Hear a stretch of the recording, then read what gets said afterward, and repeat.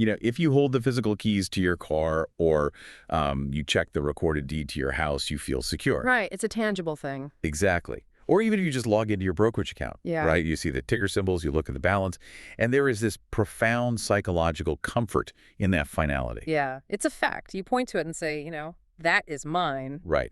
We build our entire lives, our retirements, our whole sense of security on this bedrock concept of property rights. Yeah. But what if the locks were changed while you weren't looking? Well, that's the terrifying part. It is. Yeah. What if the legal definition of ownership was just quietly rewritten decades ago, transforming your actual property into an illusion? So today, welcome to another deep dive. We are systematically unpacking a highly controversial, incredibly dense, and frankly, deeply alarming document. Yeah. The Great Taking by David Rogers Webb. That's the one. Our mission today is to analyze Webb's central thesis.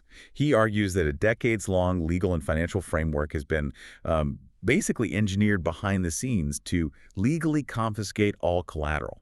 And we are talking about everything. Your securities, your bank deposits, your debt-financed property, all of it primed to be swept up by secured creditors during a future, basically inevitable financial collapse. Yeah, and to set the tone immediately for you listening, we are not here to take a political side on this. No, not at all. And we aren't endorsing this material as absolute, unassailable gospel either. Our goal is to treat this document completely impartially. We're just going to act as your guides today to convey the exact ideas, the historical parallels, and the really specific legal mechanisms that Webb presents. Because it is a staggering proposition. I mean, it touches the deepest plumbing of the global financial system. It really does. Webb's argument relies on this really meticulous reading of public legal codes, central bank memos, historical legislation. We are going straight into the architecture of commercial law here. Right, and whether you hold stocks in a retirement account or have your life savings sitting in a retail bank or, own a business backed by a line of credit, you need to hear this. Because Webb's text argues that the legal foundations protecting those assets have been totally hollowed out. Yeah, completely hollowed out. But okay, let's unpack this. Before we get into the dense legalese like the Uniform Commercial Code or the Hague Convention, we really need to understand the messenger. Definitely. David Rogers Webb himself. Right, because his background isn't just color. It's the specific lens through which this entire global macro thesis is focused. And his history is critical, right? Because he brings a synthesis of two worlds that almost never overlap. So he was born into an industrial family in Cleveland, Ohio. The Rust Belt. Exactly. His family ran Webb Equipment, which was a crane and hoist business. And growing up, he basically had a front row seat to the post-World War II industrial collapse of the American Midwest. Which is such a different perspective than most finance guys. Completely. He didn't just read about macroeconomic depression in a textbook at an Ivy League school. He watched it dismantle his own family's legacy. I mean, he describes watching this thriving business that once employed 80 men just dwindle down to a single mechanic by the early 1970s. Wow, 80 to 1. Yeah. That visceral understanding of how macroeconomic forces can just crush physical productive enterprise, that never left him. But then instead of staying in the industrial sector, he pivots entirely, right? He ignores his father's advice to study engineering and just dives headfirst into high finance. Right into the belly of the beast. Yeah. He lands in New York, works these brutal hours in mergers and acquisitions, and eventually ends up running a massively successful hedge fund. And he ran it through two of the most volatile periods in modern financial history. The dot-com bubble and the 2008 financial crash. Yes. And we're talking about him generating a 258% net return between 1998 and 2002. Which is insane. It's unbelievable. Yeah. That was a period when the broader markets were completely imploding. But he managed those returns because he wasn't looking at the same data points as everyone else. He combined that grounded industrial realism with an absolute mastery of the top-tier financial plumbing. Right. He wasn't just reading corporate earnings report. No. He was tracking the New York Fed's open market operations. He monitored the M3 money supply, to anticipate massive shifts in liquidity. He understood that markets were no longer being driven by fundamental value. They were driven by central bank interventions. Exactly. The structural mechanics of money creation. Which brings us to this fascinating anecdote in the source text. It's about a meeting Webb had with George Soros in the early 2000s, right as the dot-com bubble was bursting. Oh, this meeting is so telling. It really is. So Webb goes into Soros's office, And he doesn't bring a thick prospectus or anything. He brings a single piece of paper, Just one chart. just one chart. And it shows that U.S. capital spending had blown through 5 standard deviations above the historical mean. Which, statistically speaking, is a massive anomaly. Right. It virtually guaranteed a historic systemic bust. He was showing Soros the undeniable math of an unavoidable crash. And Soros's reaction is what really forms the turning point in Webb's worldview. Soros looks at the chart and he agrees with the math. He tells Webb, this is very good. But then he says something else. Yeah, he issues this incredibly cryptic warning. Soros says they cannot allow the equity culture to fail. Right. And Webb is taken aback. He asks, well, what else can they possibly do given the mathematical reality of all this debt? And Soros replies, you don't know what they can do. Man, that is chilling. Yeah. Explicitly referring to the central banks and the powers controlling the financial architecture. Exactly. It implies this conscious, coordinated effort by central authorities to just bypass natural market forces entirely. And Webb took that warning very seriously. He developed a strategy he called the cream of the crop. Great name. Yeah, I love it. So instead of relying on a few massive leveraged short positions, which, could easily be squeezed or wiped out by a sudden central bank intervention, he took hundreds of carefully selected, much smaller short positions. Across fundamentally broken companies. Right. He built a portfolio specifically designed to survive systemic shocks without exposing himself to concentrated counterparty risk. But what really stands out in the text here is his strict moral code. Which is an anomaly in the culture of high finance, let's be honest. Seriously. He refused to front-run his clients or his own family.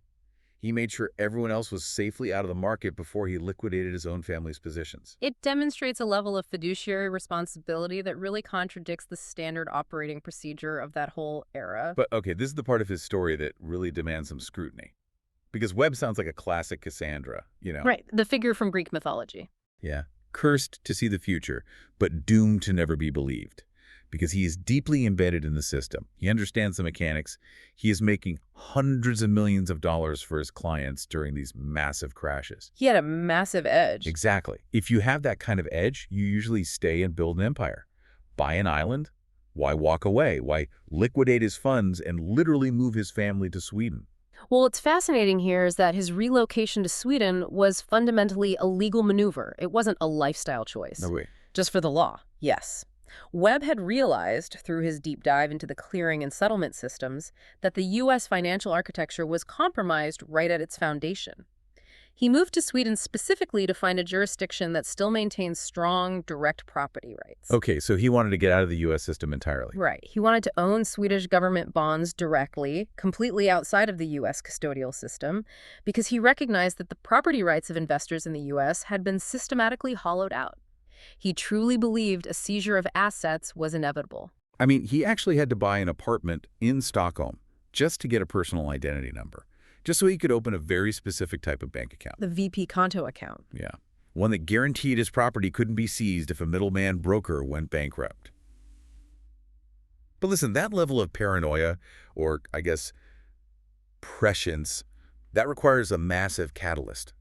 What data point terrified a hedge fund manager who had just successfully navigated the 2008 crash? The catalyst was his tracking of a macroeconomic indicator that, honestly, most modern analysts completely ignore today. Which is? The velocity of money, specifically in relation to the broader money supply. Okay, so the velocity of money. Yeah. Webb noted that this specific indicator had only flashed a similar warning signal once before in modern history, and that was immediately preceding the Great Depression. Okay, let's not get bogged down in basic macroeconomics here, but for you listening, just remember that the velocity of money is simply the rate at which a unit of currency circulates through the economy. If I buy a coffee, the barista buys lunch, the diner buys supplies, that's velocity. Exactly. It's how fast the money is moving. But what we really need to understand is the anomaly Webb found. Why does the decoupling of the money supply and the velocity of money signal a systemic collapse?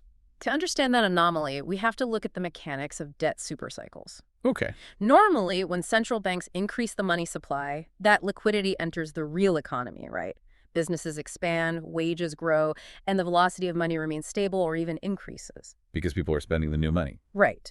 But Webb identified a critical inflection point back in 1997. From that year onward, the velocity of money began a structural terminal collapse. It just started plummeting. Yes, and to combat this slowing velocity, central banks engage in massive money creation, what we now politely call quantitative easing. Printing money. Exactly. But the newly printed money wasn't going into capital expenditures or industrial growth, was it? No, precisely the issue. It was getting completely trapped in the financial plumbing. When the velocity of money collapses while the money supply explodes, it means the newly injected liquidity is entirely trapped within the financial sector. It's just Wall Street trading with Wall Street. Yes. It is used to inflate a massive asset, bubble stocks, bonds, real estate, rather than generating any productive economic activity. So it's not real growth. Not at all. Webb argues that this profound, sustained decline in velocity is the hallmark of the terminal phase of a massive debt supercycle. The economy is so saturated with debt that new money can no longer generate growth. It can only service existing obligations and inflate collateral values. And he points out that this mirrors the exact macroeconomic conditions leading up to the 1907 panic and the 1930s Great Depression. Almost identically. Which brings us to Webb's re-examination of the 1930s. Because the mainstream historical narrative of FDR's bank holiday in 1933, it's usually framed as a triumphant rescue. Right, the hero stepping in. Yeah, the banks are failing, panic is spreading, so FDR declares a national bank holiday, delivers a calming fireside chat, and saves American capitalism by restoring confidence. That's what we're taught in school. But Webb's reading of the mechanical reality of that event is entirely different. It is.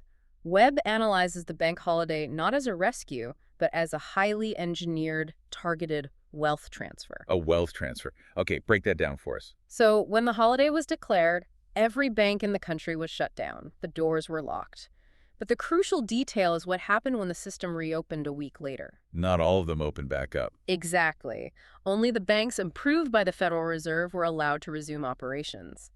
Thousands of smaller, independent community banks were permanently shuttered. Which means the depositors in those thousands of closed banks, they were completely wiped out. Yes. Their life savings just evaporated overnight. The liability side of the ledger, the deposits, was wiped out.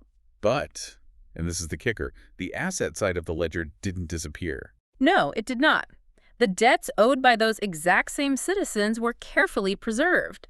The mortgages, the business loans, the farm debts that were held by those closed banks, they didn't just vanish. Where did they go? They were transferred to the surviving Fed-approved banks. Okay, wait, this is a vital mechanical distinction. Let me make sure I have this right. If I had, say, $5,000 in savings and a $5,000 mortgage at my local community bank, the bank closure erased my savings, my cash is gone. Gone. But I still owe the $5,000 mortgage to a new mega bank that just acquired my debt. Exactly. You've been stripped of your liquidity but changed to your liability. That is brutal. It is. And because the public now had no cash to service those debts, the surviving banks immediately foreclosed on the newly acquired collateral. They just took the properties. Yes. Webb uses the specific example of the Cleveland Trust Company. They absolutely thrived during the depths of the Depression. They foreclosed on thousands of properties, wiping out the equity of the families, taking possession of the physical real estate. And then what did they do with those houses? In a devastating twist, they rented those exact same homes back to the evicted families. You have got to be kidding me. No! The families had to pay rent just to keep the houses heated, which generated a whole new revenue stream for the bank on an asset they had just legally confiscated. Here's where it gets really interesting, because it's essentially the weaponization of the clearinghouse process. It's like a casino where the house suddenly changes the rules, locks the doors, confiscates everyone's chips, but insists you still have to pay your bar tab. That is a perfect analogy. But the 1930s confiscation went beyond just real estate. Webb points to Executive Order 6102, the forced confiscation of physical gold from the American public. Right, everyone had to turn in their gold coins and bullion. And the legal mechanism used for that confiscation is fascinating, because FDR didn't just pass a tax law, he invoked the 1917 Trading with the Enemy Act. The legal framing here is paramount. The Trading with the Enemy Act was designed during World War I to prevent Americans from doing business with hostile foreign nations. Right, like Germany. Exactly. But by invoking it to seize domestic gold, the federal government essentially reclassified the American public as an enemy combatant. Wow. The citizens became the enemy. The legal justification was that private gold hoarding was an act of hostility against the state's monetary policy. If you refused to hand over your gold, you face a $10,000 fine or 10 years in prison. And the gold wasn't redistributed to stimulate the economy either. It was absorbed onto the balance sheet of the Federal Reserve to recapitalize the central banking system, all while the real economy continued to suffer through years of brutal deflation. Webb's thesis is that systemic crises are never wasted. They are used to execute regime-shifting legal maneuvers that benefit a highly concentrated group of secured creditors. Which brings us to the modern application of this thesis. Yeah. Because, if the blueprint of 1933 was to wipe out liquidity and seize physical collateral like gold and real estate, how does that translate to today? Yeah. Nobody is hoarding gold bars under their mattress in 2026. Right. Today, the target isn't physical gold, it's paper wealth. The vast majority of global wealth is abstracted now. It's in 401ks, ETFs, mutual funds, and digital brokerage accounts. Exactly. And if you want to execute a massive wealth transfer today, you can't just send federal agents door to door to collect physical assets. You have to confiscate that paper wealth. But to do that, you first have to make the actual paper disappear. Yes, which introduces the era of dematerialization. This is the foundational plumbing change that makes the entire modern architecture of confiscation possible. Okay, let's dive deep into the mechanics of this. Dematerialization. In the 1960s, the financial system operated on physical stock certificates. Right, actual paper. Yeah, if you owned a share of General Motors, you held an ornately printed piece of paper proving your ownership. It was a bearer instrument, or at least a directly registered asset. But the logistical reality of that system in the late 1960s was, by all accounts, reaching a breaking point. The paperwork crisis, right? Yes. Wall Street experienced what was termed the paperwork crisis. Trading volumes had surged, and the physical settlement process, we are talking about armored cars and couriers, literally biking sacks of paper certificates across lower Manhattan. Bags of paper everywhere. It could not keep up. The backlog was so severe that the New York Stock Exchange was forced to shut down entirely on Wednesdays just so the back offices could process the physical paperwork. On the surface, that sounds like a legitimate logistical nightmare. The system was choking on its own volume. So the proposed solution was to immobilize the physical certificates in a central vault and transition to a digital book entry system. Yeah. You just create a centralized ledger. Makes sense, yeah. Yeah, and that led to the creation of the Depository Trust Corporation, or DTC, in 1973. But this is where Webb highlights a bizarre historical anomaly regarding who was chosen to lead this massive financial overhaul. Oh, this part is wild. Because they didn't hire a logistics expert from FedEx, and they didn't hire a veteran clearinghouse banker. They hired a man named Bill Denser Jr. And Denser's background is the anomaly. He was a career operative for the Central Intelligence Agency. Like CIA. Yes. His prior experience involved coordinating anti-communist student organizations in Europe and managing intelligence operations in Latin America. So zero foundational background in commercial banking. Zero. No banking, no securities law, no financial logistics. Yet he was appointed as the CEO of the newly formed DTC, a position he held for 22 years. He basically oversaw the entire dematerialization of the American securities market. Why put an intelligence operative in charge of stock market plumbing? Well, Webb's suggestion is that dematerialization was never purely about administrative efficiency. It was a strategic, state-level imperative. You put a spook in charge because it is a control operation. Right. Once you eliminate the physical certificate, you have the opportunity to fundamentally alter the legal definition of ownership without the public ever noticing. And this is the absolute crux of Webb's thesis. This is exactly how the legal locks were changed. So what's the mechanism of that change? How do they actually alter the law? It requires an understanding of the Uniform Commercial Code, or the UCC. The UCC. Right. The UCC is a comprehensive set of laws governing basically all commercial transactions in the United States.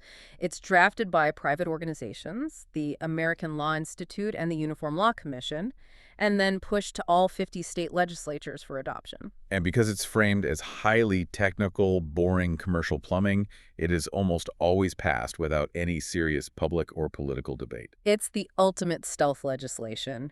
You bury the most profound changes to property rights in a 1,000-page document about settlement logistics. So Webb focuses specifically on the revisions made to UCC Article 8 in the 1990s. Yes. Under the old legal framework, if you bought a security, You held an in rem property right. In rem, meaning it's a right to a specific thing. Exactly. It was your personal property, directly tied to you. If your broker went bankrupt, the bankruptcy trustee could not touch your shares because those shares belonged to you, not the broker. They were simply holding them for safekeeping. Like a safety deposit box. Right.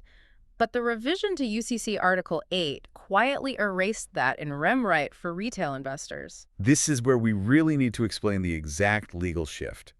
If I no longer own the security, what do I own? Under the revised UCC Article 8, you hold what is legally defined as a security entitlement. You are an entitlement holder, and your broker is a securities intermediary. A security entitlement. Honestly, it sounds like a bureaucratic downgrade, but the mechanical implications are devastating. Let's use an analogy here to explain the difference between a property right and an entitlement. Yeah, Webb's coat analogy is great for this. Right. So imagine you walked into a high-end restaurant and checked your expensive winter coat. The attendant gives you a ticket. In a property right system, that ticket proves you own that specific coat. Okay. If the restaurant goes bankrupt while you're eating, the creditors can take the tables, they can take the ovens, but they can't take your coat. Because it's my property.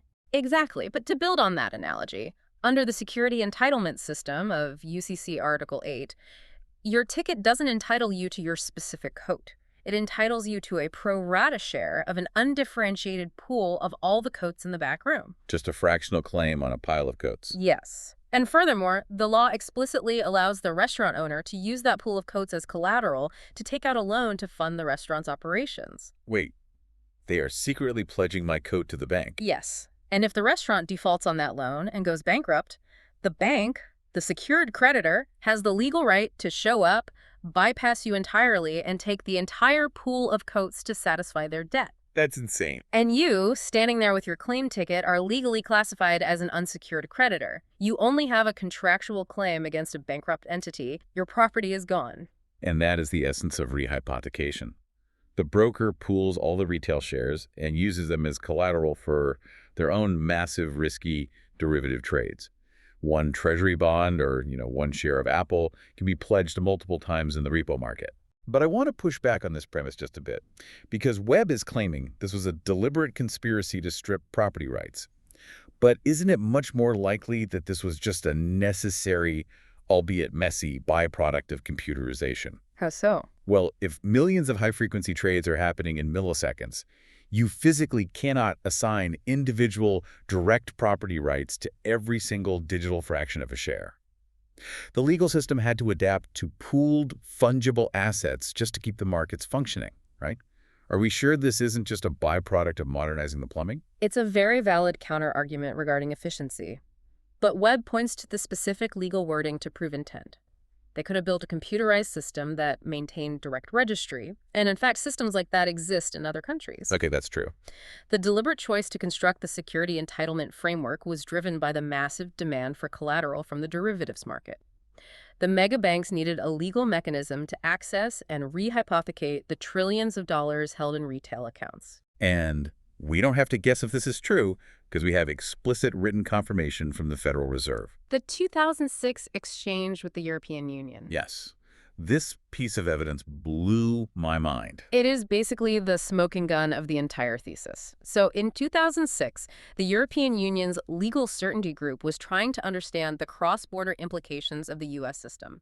They effectively asked the Federal Reserve Bank of New York, how does your system actually work if a broker-dealer goes bankrupt? Who gets the assets? And the Deputy General Counsel for the New York Fed replied in writing, explicitly outlining the hierarchy of claims. She wrote that an entitlement holder, meaning the retail investor, the pension fund, the municipality, only has a pro rata share of the pooled assets. Crucially, she confirmed that if a secured creditor has control over that financial asset, that secured creditor has absolute priority over the entitlement holders. Meaning if your broker-dealer blows up because of a bad derivatives bet, the mega bank that acted as their secured creditor gets to sweep the pool first. The retail investor is legally subordinated. Every single time. Even if your account statement says your assets are segregated or fully paid for, the underlying legal reality of UCC Article 8 dictates that you are always vulnerable to a shortfall at the intermediary level. The legal architecture ensures that the risk is socialized down to the retail entitlement holder, while the actual underlying property is privatized upwards to the secured creditor. But wait, if this legal trap is specific to the United States and the Uniform Commercial Code, wouldn't smart money just leave?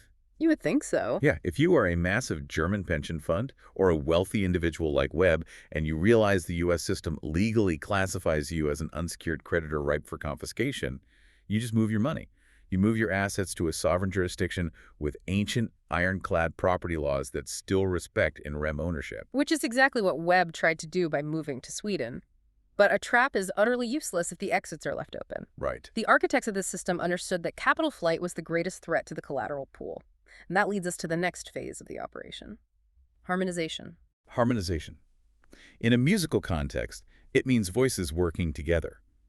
But in a geopolitical financial context, it means forcing every sovereign nation on Earth to bend the knee to the U.S. collateral model. Exactly. How do you force a country like Germany or Japan, which have entirely different legal traditions, to adopt a legal framework that strips their own citizens of property rights? You bypass their domestic legislatures entirely by using international treaties.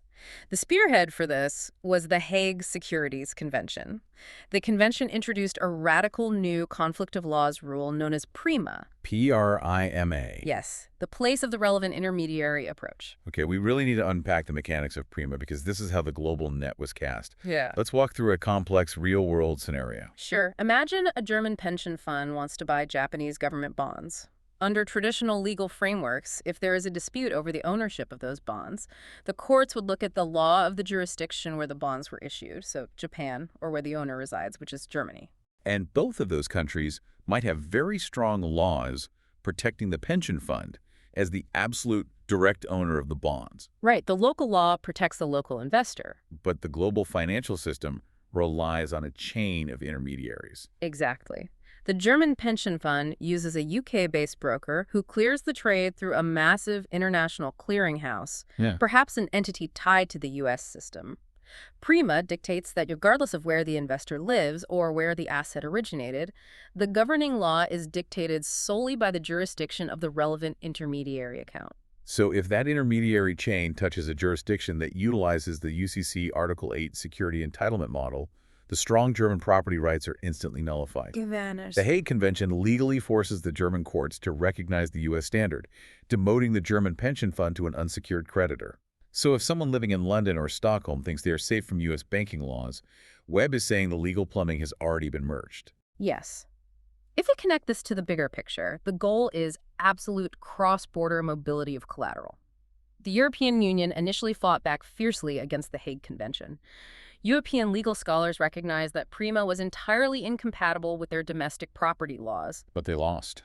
The lobbying pressure from the massive secured creditors, the global systemically important banks, was overwhelming. They argued that without global legal certainty for collateral, the multi-quadrillion-dollar derivatives market would freeze up. You know, legal certainty is such a brilliant euphemism. They don't mean legal certainty for the investor. They mean absolute legal certainty that the megabanks can seize the collateral in a default without being bogged down in foreign courts. Exactly, and that pressure ultimately succeeded. The EU capitulated and implemented the Central Securities Depository Regulation, or CSDR, in 2014. The stated goal was to improve settlement efficiency across borders, but the mechanical result was the forced linkage of all national depositories. Which brings Webb's personal journey full circle to a deeply tragic irony. Because he moved his family to Sweden specifically to utilize a unique Swedish account structure called the VP konto. Right, the VP konto was a system of direct registration. If you held bonds in a VP konto, you were the direct legal owner. Your name was on the register. If your Swedish bank went bankrupt, your bonds were untouched, you had absolute property rights. But because of the EU's CSDR mandate, Sweden was forced to link its domestic clearing system to the massive international central securities depositories, like Euroclear. And Webb details the subtle, almost invisible way the trap snapped shut.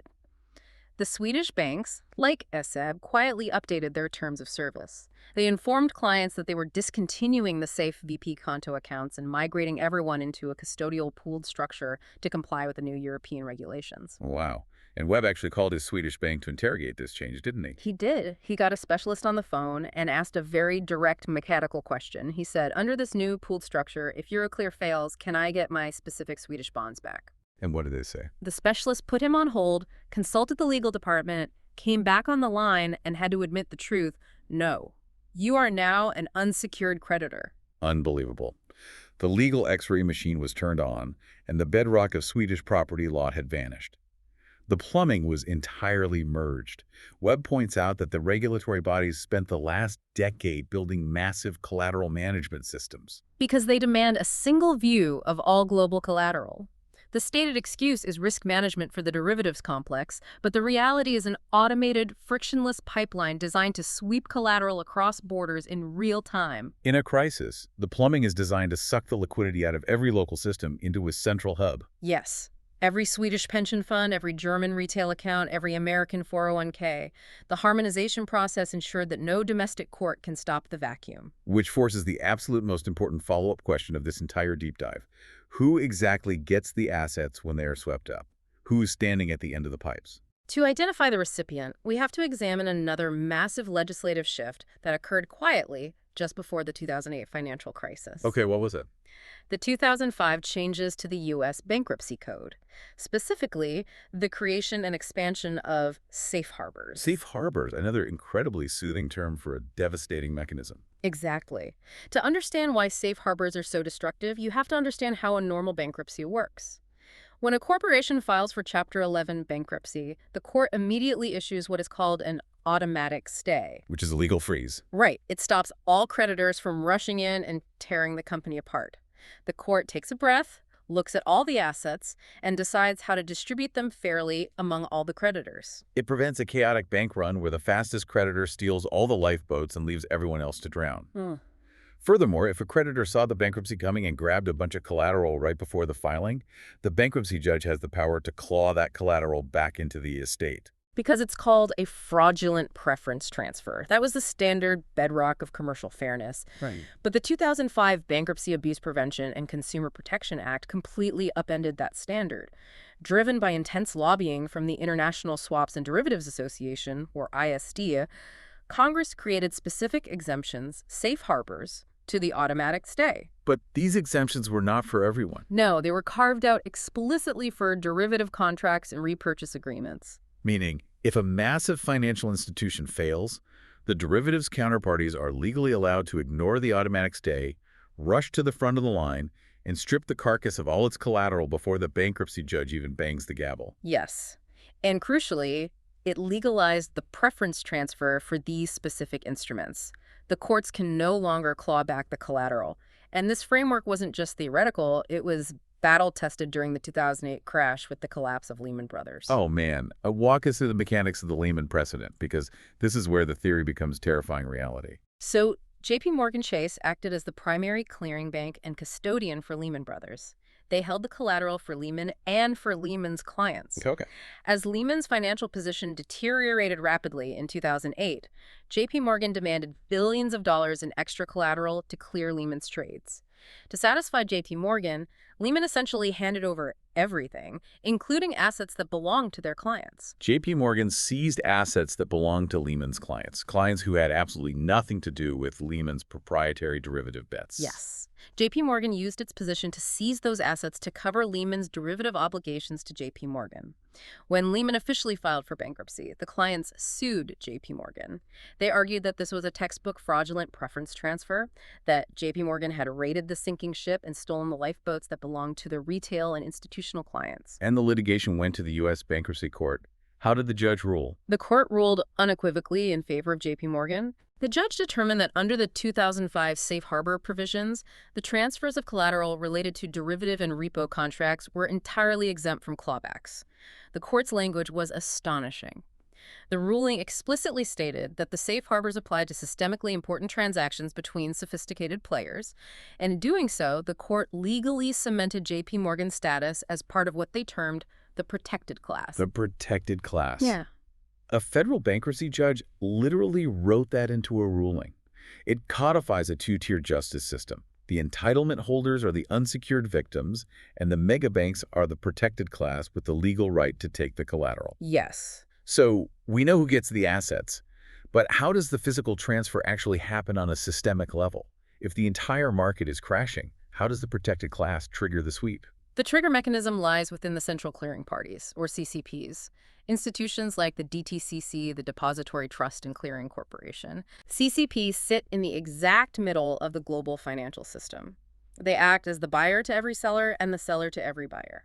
They handle the clearing and settlement for essentially the entire U.S. securities market. Okay, but if the DTCC is the foundational pillar holding up the entire quadrillion-dollar derivatives market, it must be the most heavily fortified, hyper-capitalized institution on the planet. Right. I mean, it must have a balance sheet the size of the moon to absorb a systemic shock. That is the logical assumption. But Webb's analysis of the DTCC's actual financial statements reveals a terrifying reality. Despite processing over $2 quadrillion in transactions annually, the DTCC is shockingly undercapitalized. How undercapitalized? If you look at their consolidated balance sheet, their total shareholders' equity is hovering around a mere $3.5 billion. $3.5 billion. That is a rounding error for a mid-cap tech company. There are meme coins with higher market caps than the entity insuring the U.S. stock market. I mean, it's like building the world's largest nuclear reactor and giving it a backup generator powered by AAA batteries. Why would they deliberately undercapitalize the very entities meant to protect the system? Well, this leads Webb to a deeply controversial yet mechanically sound conclusion. He argues that CCPs are deliberately undercapitalized because they are designed to fail. See, I have to push back hard on this. Designed to fail implies a massive, coordinated, multi-decade conspiracy involving thousands of regulators, central bankers, and politicians. Isn't it vastly more plausible that the DTCC is just a victim of standard regulatory capture, bureaucratic incompetence, and Wall Street greed? They undercapitalize it because maintaining a massive capital buffer eats into their profit margins.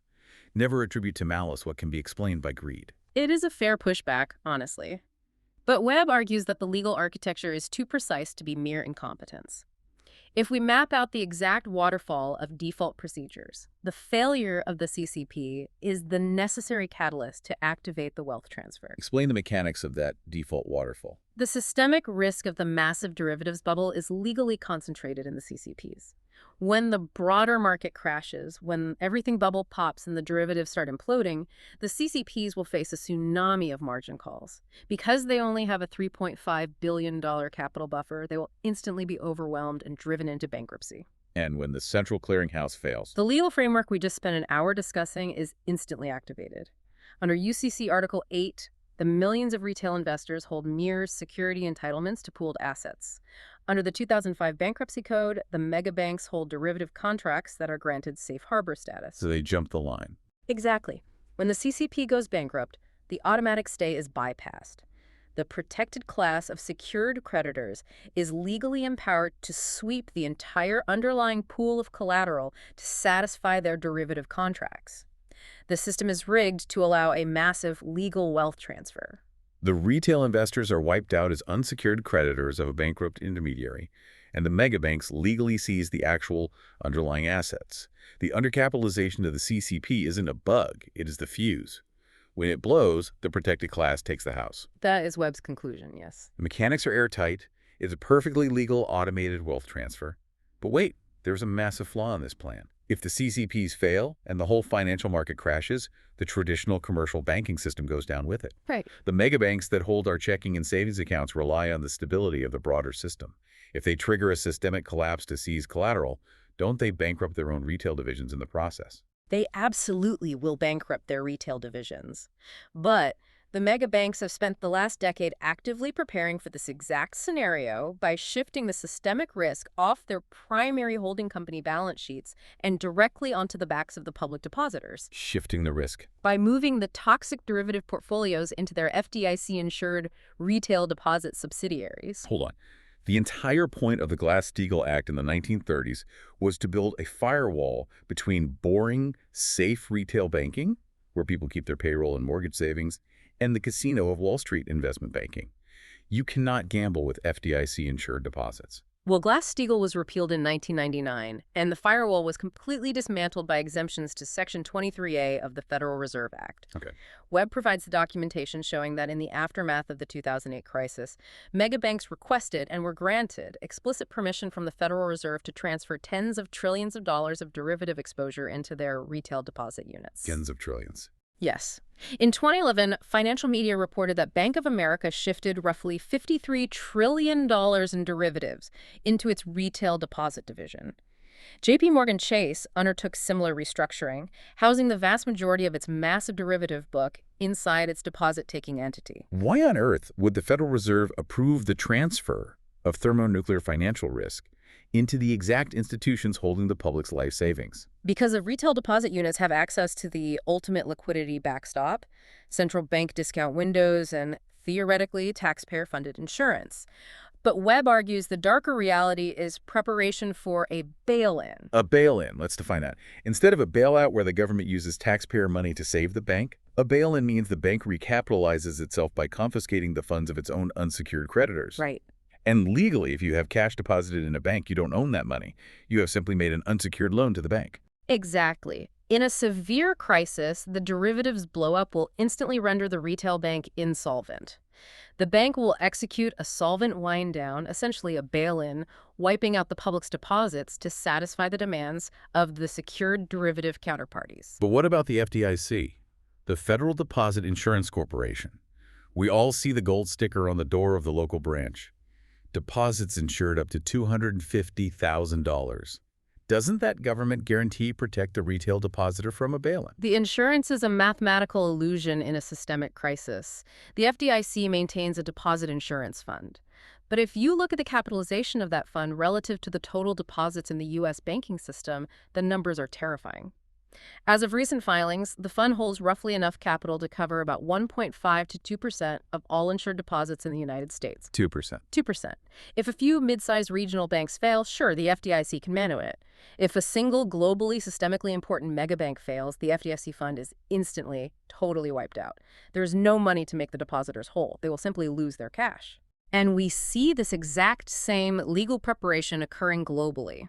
In Europe, the Single Resolution Board, or SRB, has been quietly pushing regulatory frameworks to remove what is called super priority for deposit guarantee schemes. What is the mechanical result of removing super priority? It explicitly reorders the bankruptcy hierarchy. It ensures that when a European bank fails, the depositors and the insurance funds designed to protect them are legally forced to line up behind the secured derivative creditors. So the protected class gets the collateral first. Exactly. The depositors get whatever pennies remain, which will be nothing. The psychological impact of this is just difficult to overstate. If my local bank goes under and my checking account is bailed in to pay off a derivatives bet made by a Wall Street megabank, I am instantly locked out of the economy. How do I pay my mortgage? How do I buy groceries? My debit card is a piece of dead plastic. The public would be utterly desperate. And that desperation is the required environment for the final piece of the control mechanism. When the old money system is wiped out and the public is starving for liquidity, they will be offered a lifeline: central bank digital currency, or CBDC. I feel like CBDCs are constantly in the financial news cycle right now, usually framed as an inevitable technological upgrade to compete with cryptocurrency. The rollout is highly coordinated on a global scale. Geopolitical think tanks like the Atlantic Council track this data closely. Over 100 central banks, representing more than 95% of global GDP, are currently in advanced stages of developing or launching CBDCs. The average person looks at a CBDC and thinks, I already use Apple Pay, Venmo, and Zelle. My money is already digital. What is the difference? The difference is foundational. Venmo is just a digital interface layer built on top of traditional commercial bank money. A CBDC is a direct liability of the central bank itself. But more importantly, a CBDC is entirely programmable. It is a smart contract disguised as currency. Programmable money. Yes.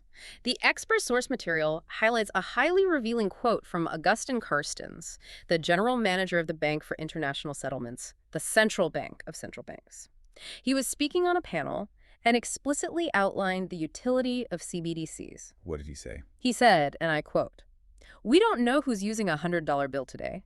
The key difference with the CBDC is the central bank will have absolute control on the rules and regulations that will determine the use of that expression of central bank liability, and also we will have the technology to enforce that." Absolute control. If I am wiped out in a bail-in, the government steps in and says, we are launching a new digital currency to stabilize the economy. Download this central bank app and we will airdrop your monthly digital rations. But because the money is programmable, Those rations come with behavioral conditions encoded into the token itself. Webb views this as the ultimate architecture of the Great Reset. A CBDC isn't just a medium of exchange, it is a granular control system. Your funds could be geofenced, so you can only spend them within a 5-mile radius of your home. Or they could be restricted based on your carbon footprint, preventing you from buying meat or fuel. They could carry an expiration date to force immediate consumption. Taking the underlying assets is only half the battle. The other half is ensuring the dispossessed public can never build independent wealth or mount systemic resistance again. It is the ultimate digital cage built right on the ashes of the legacy financial system, which leads us to the final incredibly bleak macroeconomic environment that Webb sees arriving to trigger this entire sequence: the Great Deflation. The weaponization of debt. Let's analyze the mechanics of this deflationary trigger. Webb predicts a prolonged, brutal deflationary depression following the popping of what he calls the everything bubble. But this seems counterintuitive to what the public is experiencing. We've all seen prices skyrocketing at the grocery store. We've lived through massive consumer price inflation over the last few years. Why does Webb predict deflation? Well, the consumer price inflation we experienced was driven by supply chain shocks and massive temporary fiscal stimulus, literally handing out checks directly to citizens. But Webb argues the underlying structural force of the global economy is overwhelmingly deflationary. Okay, why? To understand the mechanics, we have to look at how the everything bubble was inflated in the first place. It was entirely engineered by the Federal Reserve, driving the base interest rate down to zero interest rate policy, or ZRRP. We need to explain the math of ZRRP. How do 0% interest rates mechanically create an asset bubble? Let's use the fundamental concept of the time value of money, specifically the pricing of a perpetuity bond. Imagine a financial asset, a bond that pays a fixed, guaranteed dividend of $5 a year forever. Okay, $5 a year. To determine what that bond is worth today, you look at the prevailing market interest rate. If the market interest rate is 5%, you divide the $5 dividend by 5%. The bond is worth exactly $100. Because if I put $100 in a savings account at 5%, I get the exact same $5 return. Precisely. Yeah. Now watch what happens to the math when the Federal Reserve aggressively intervenes and crushes the market interest rate down to 1%. To get a $5 return in a 1% interest rate environment, I would need a massive amount of capital. I would need $500. So the market price of that $5 a year bond instantly shoots up to $500. The nominal value of the asset multiplied by 5. But, crucially, the asset itself did not change. It didn't become more productive. It still only yields $5. Right. The price skyrocketed solely because the interest rate, the discount rate of future cash flows, was artificially suppressed by the central bank. This exact mathematical distortion happened to the entire global financial system for over a decade. Stocks, corporate bonds, commercial real estate, residential housing, they all skyrocketed to absurd nominal valuations strictly because rates were held at zero. But the era of free money is over. Yes. Central banks have been aggressively hiking rates to combat inflation. And that is the pin that pops the everything bubble. If central banks raise the interest rate back up to 5%, the math reverses violently. That bond that was trading at $500 suddenly crashes back down to its fundamental value of $100. An 80% loss in asset value. Exactly. As this repricing rips through the global economy, asset prices crash globally. This is the onset of structural deflation. The value of collateral plummets. Webb argues this isn't a typical business cycle recession. It is the beginning of a depression that will last decades. He relied on historical precedent for this, pointing back to his own family's experience in Ohio. His grandfather bought premium real estate in Shaker Heights, Ohio in 1923, during the peak of the Roaring '20s boom. It was a wealthy, expanding suburb. But after the 1929 crash, the economy entered a massive debt deflation spiral. That property lost an enormous amount of value. And it stayed down. Yes. When his grandfather's widow finally sold that exact same property in 1952, 30 years later, she sold it for a fraction of its original purchase price. True structural deflation is stubborn. It is a psychological and economic black hole that takes generations to escape. But let me play devil's advocate for the listener. So what does this all mean? If asset prices crash and we experience deflation, doesn't everything just get cheaper? Houses become affordable again. The cost of living drops. Isn't that actually a net positive for a consumer who has been squeezed by high prices? Isn't the point of a financial crisis for the rich to get richer by making more money? In a pure cash economy, yes, falling prices benefit the consumer. But we do not live in a cash economy. We live in a society fundamentally saturated in leverage. In a highly leveraged economy, deflation transforms debt into a weapon of absolute systemic destruction. We have to look at the mechanics of the debt deflation spiral, a concept pioneered by economist Irving Fisher in the 1930s. Walk us through the mechanics. How does deflation weaponize debt? Think about the mathematical relationship between the asset and the liability. In a deflationary environment, the nominal prices of assets and incomes fall. The market value of your house drops by 40%. Your small business revenues are cut in half because consumers stop spending. Perhaps your corporate salary is slashed. Okay, so your income and your asset values are collapsing. But, and this is the critical, devastating mechanism, the nominal value of your debt remains exactly the same. Ah. If I took out a $500,000 mortgage to buy a house at the peak of the bubble, I still owe the bank exactly $500,000, even if the house is now only worth $250,000 and my salary just got cut in half. Exactly. The burden of the debt actually grows heavier in real terms as the economy deflates. It makes the debt mathematically unpayable. Yes. As revenues fall, businesses can no longer service their corporate bonds. As wages fall, citizens can no longer service their mortgages or auto loans. Mass defaults become a mathematical certainty. And when a borrower defaults on a secured loan, what is the legal consequence? The secured creditor executes a margin call, where they foreclose. The bank seizes the collateral. They take the house, they take the factory, they take the intellectual property. And this brings us to the ultimate, terrifying conclusion of Webb's thesis.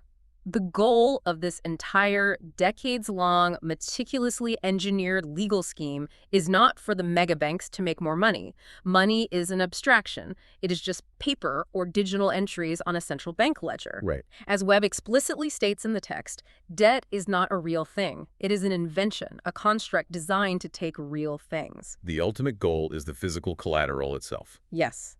Land, natural resources, physical businesses, critical infrastructure, the means of production.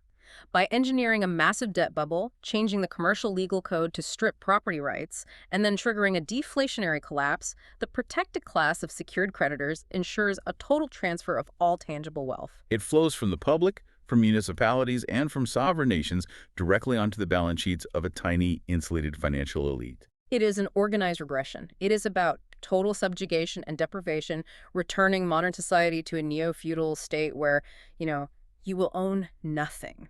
The scope of what we have just discussed is staggering. It is almost incomprehensible in its scale.